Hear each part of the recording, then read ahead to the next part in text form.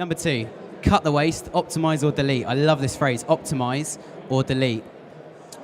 What this means is, and I've given a list here of things to review, have a look at your campaigns and your ad groups and highlight the ones that aren't working well enough. If you're using those campaign rules, it'll be all the inactive campaigns because you've told it to pause them.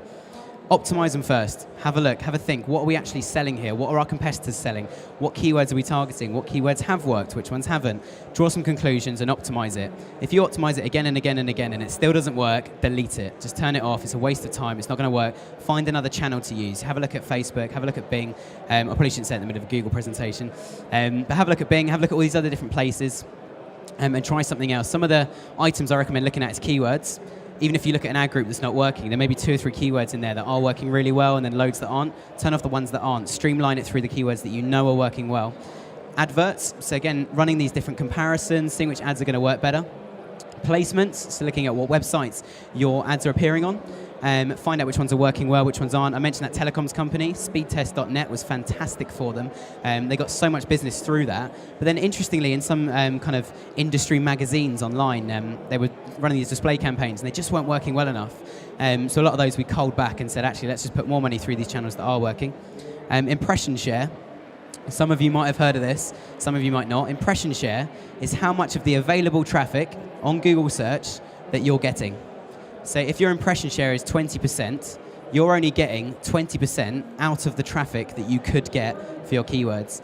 The things that limit impression share, number 1 is quality score. Like I mentioned earlier, the rank Google gives your account, how well it's set up, how good the content is, the keywords, the adverts, the relevance through somebody looking for a product right the way through to the end of their shopping cart. That's how they build quality score. So that can hold back your impression share. That's number 1. Number 2 that can hold it back is budget. As I'm sure you understand, Google want you to spend more for obvious reasons. And one of the things that can restrict you is if you're hitting your daily budget or you're hitting a budget on Monday, Tuesday, Wednesday, not the rest of the week, you'll hit your impression share. So on those days, you actually be losing out on potential business and potential clicks through to the website as well. So have a look at that. You can see it in the AdWords interface. You can just add a column for impression share. There's about 7 or 8 different ones for various different bits and pieces. But have a quick look. Have a look at the user journey as well. This is where sometimes a bit of a grey area between where does the guy who looks after AdWords cross over with the web guy, with the marketing lady, with the e-com manager, all this sort of stuff. Where do they cross over? But I would say you're running AdWords, and what are you being judged on? Sales. Have a look at the website. Where is that friction on analytics? Where are people dropping out? Where do they not like your brand and like the next brand? Is it that they come on and look at a product on your website, or they come onto a category and as soon as a price is displayed, they leave? Let's educate them before they get to the website a little bit more. We're a designer brand, we're top of the range, we're high end, it's going to cost a lot, Because then you can start to target people who are going to have that kind of budget to spend on your products. And vice versa, the other end of the market. If you're talking about buy one, get one free, if you're talking about cheap designer clothing, that sort of stuff, the word cheap immediately says we're going to be lower budget. So have a look at that user journey, work out how it needs to go. Generally, I'd say try and keep it between sort of 3 to 4 clicks, between clicking on an ad and somebody getting to a checkout to potentially buy. If they're only going to buy one product, getting to the checkout. So that means somebody clicks on an ad, it's click number 1. They see a product, they may need to choose color, size, something like that, but they see a product, so they've done 1 click to get to that product, 2nd click is to add it into the basket, 3rd click is to get to the checkout, 4th click, they're already entering their payment information. Really simple, minimal friction, and it's about giving them the right information really quickly, not too much waffle. There's this kind of thing, a lot of marketers are like, right, we could talk about this product, and we could talk about how it's changed the world, we could talk about how blue is better than red, and everything. People are kind of interested, maybe on a blog, but when they're on the website, they're there to buy a product, they're there to look at purchasing something, get them through that process quickly, and just give them the information they need to read. And the final one, which goes without saying, is return on investment. How much we're actually making out of what we're putting into AdWords. Cool. And then number 3, never stop building. To give you an example of our telecoms client, again, they started off by advertising for phones, because they do telecoms, simple, phones and telecoms. Brilliant. No one looks for that anymore, especially businesses. Very few businesses go to Google and type in phone system, or if they do, they immediately then go and search another keyword, which is VoIP, voice over IP. It's something I learned. That is voice over IP. It's phones that work through the internet. It's like a Skype type thing. If they didn't keep up with the industry, their traffic would just continue dropping. And so with their sales, people would be like, why would I buy a phone system from these guys through BT when I could go and buy a VoIP system, which is going to be more cost effective? I'm not going to sell a VoIP system to you. But always be looking for new keywords. Know what's happening in your industry. Know what people are looking for. Even ask some of your customers, how did you guys find us? Oh, it's through Google, actually. What did you type in? What did you look for? how long have you been looking? How did you find us? It's amazing data. The more you can get inside your target audience heads, the more you can put good marketing in front of them and get a higher ROI for that. So it's researching new target markets as well. So have a look at what's out there using keyword tools. Even look at your competitors. What keywords are they targeting? What kind of ads are they putting out there? I know from a couple of clients, they don't have competitors, which is one way of putting it. If you search their keywords, other people come up. Those are your competition. Have a look at them. Try some new channels. YouTube, for example, second biggest search engine on the web, claimed by themselves, might I add. But YouTube's out there. There's millions and millions of hits. Do you know how many people, I don't know if I should use the word waste, but spend time on YouTube watching other people just do stuff? Like the Will It Blend campaign. How many people watch those videos? I'm sure you guys have seen like billions of views, right? And then how many of them actually went through and bought a product? I was asked the other day, what was the brand called that did that campaign? And I've watched at least 20 of their videos and I don't know. So YouTube's got all that traffic there though, but every time a video starts, there's an advert popping up. There's an advert at the top left of the screen. The top right of the screen. There's also adverts when you're searching for things on there, and then you can do video ads as well. So you can have video, or you can have display ads, or you can have text adverts. Loads of opportunities there. Look at the display network, look at Google Shopping, and get creative with your ads as well. We've done a few campaigns where we put question marks at the end of the title. Not quite simply like, we sell this, question mark. Not quite like that. But what I mean by that is raise a question, or put something in there that's a bit thought-provoking. Someone was, at one point, they're just looking for a product. At one point, they're just like, really want to buy some new shoes right now. And then something's like, are shoes bad for the environment, question mark. You're like, hang on a minute. Different slide. I'm not saying you do that. That's probably quite a bad campaign. But get creative. Think about what would get somebody to engage with your adverts. What's going to get someone to click through to want to come and have a look at your products. And then they're into that selling space where you can actually sell a product to them. And then use Bid Simulator to plan budget increases as well. Again, financial directors, accounts guys, I know from years of experience in this, they only work on facts and figures. So if you say, we need this budget and we're going to achieve this, and he goes, no, what you mean is you want that budget and you're going to try and achieve that. So if you can go back to him with facts and figures and say, right now, our ROI is X%. So if we put more budget into that ROI will stay at that percentage, but our revenue will go up as well. We're making a profit right now. It'll go up if we manage that increase properly. So it's really important to have that data. Cool. And at this point, any questions?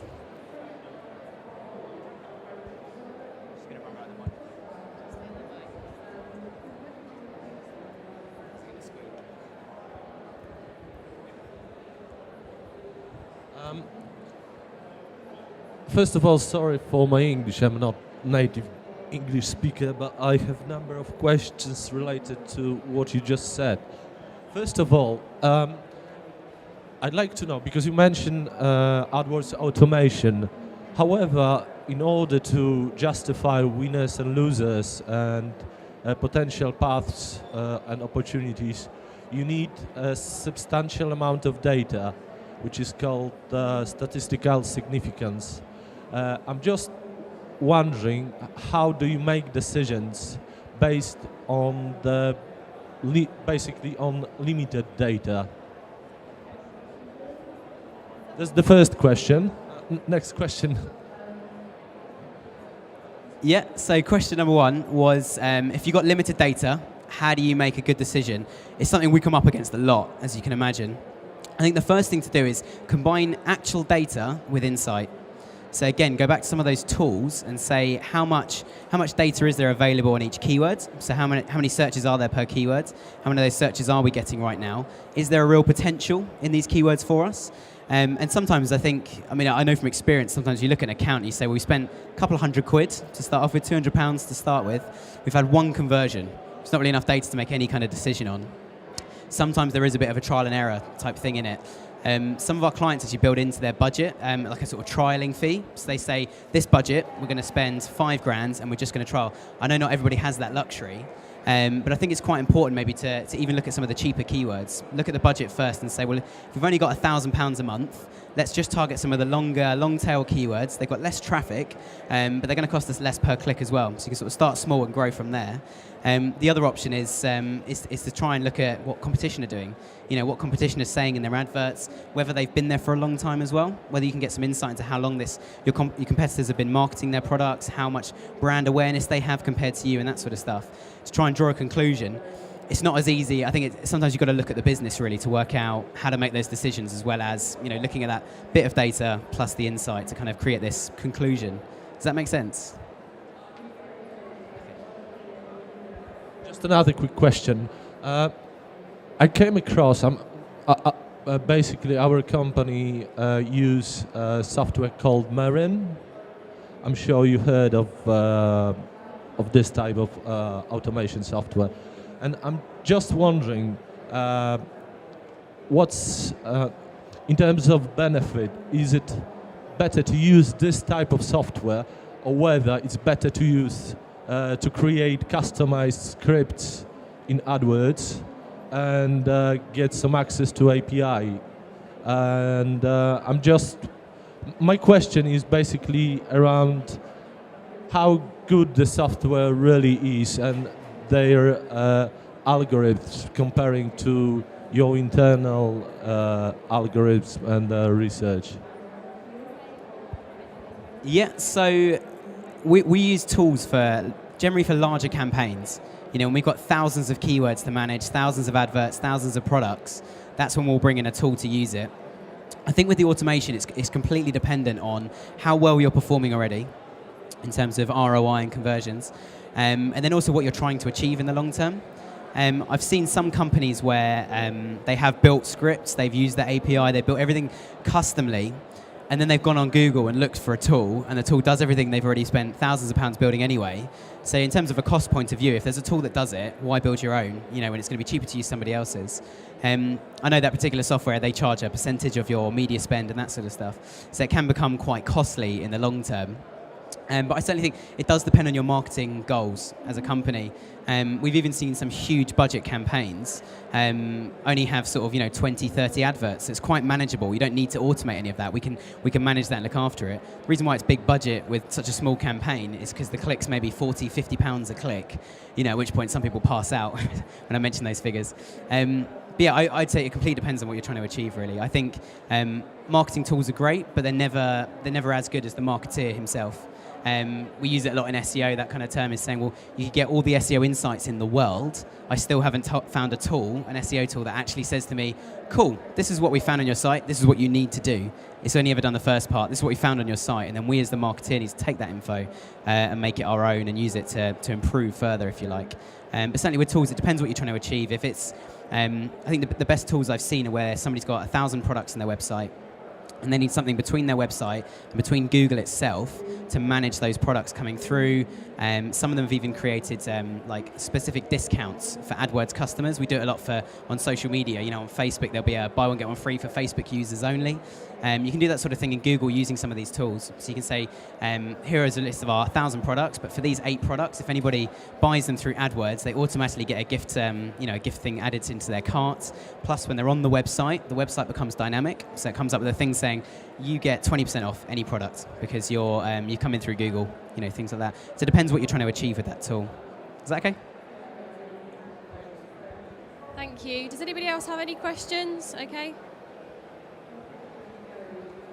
Hiya. I work in music, and a lot of our search campaigns are to third-party retailers. And on top of that as well, keywords against other related artists are really expensive. Is there any way of finding out what people who are searching for our artists are also searching for? Because I feel like that would be more informative in terms of targeting. Yeah, so we did, not in the music industry, we did quite a similar campaign actually for the guys who sell hard drives. They don't sell them directly, it's all done through resellers. So one of the things we did with them is we actually ran a display campaign. The reason why we did a display campaign was partly to see if we could make a good ROI from display, but also because display shows you a lot of different interests. So if you just leave the topics and interests open and create maybe a keyword list around those particular artists, you can then start to see some of their interests. Plus, some of it is just go and do some research, I'm not saying you guys aren't doing that, but have a look and be creative. You know, go on Facebook. Who's interacting with our Facebook posts? Look at their profiles. What are they interested in? Look at people's Twitters. Who's tweeting us? What are they also retweeting? And then have a look at associated products. You know, Google's keywords planner will show you some of that. So you can type in a keyword, give you loads of different ad group ideas, and some of them will be a bit obscure. You can also type in your website URL into that tool. It'll pull out some keywords for you, some ad groups, and it'll start to show you a bit of insight into what people are looking for as well. Sometimes it is a bit trial and error. I can imagine in the music industry there'll be extensive amounts of, you know, if you have a singer who's similar to Beyonce but tiny compared to Beyonce, her name's going to be extremely expensive, you know, because of all the different things she does, Beyonce shows, everything else. You know, ticket to her show, what's the conversion rate on that? You know, what's the ROI on it, and how expensive is the ticket? So I think you've got to be really kind of strategic with looking at the target audience. I mean, sometimes it's worth getting a research agency in. They can even get some of your target audience in and do panels with them. I sat on one for Sky recently about their Now TV products. It's a bit like Love Film, and they asked me questions like, when do you watch TV? I mean, some of this they could have got through the app, but they asked me, when do you watch TV? What sort of things do you watch? What do you like about it? What do you not like? Here are some potential features. What do you think is good? You could do something similar with a research agency and say, well, you know, a lot of our artists are targeted at, you know, the under 18 market, under 18 boys, for example. You know, talking Blink 182 type bands. How do we target those guys? Well, we can find out they're into skateboarding. You know, they're into skater clothing. Could we team up with a skateboarding brand or, you know, a clothing brand or something to start to work with those guys? And I think you find all these other different channels, but it certainly branches out a lot further than just AdWords. Okay.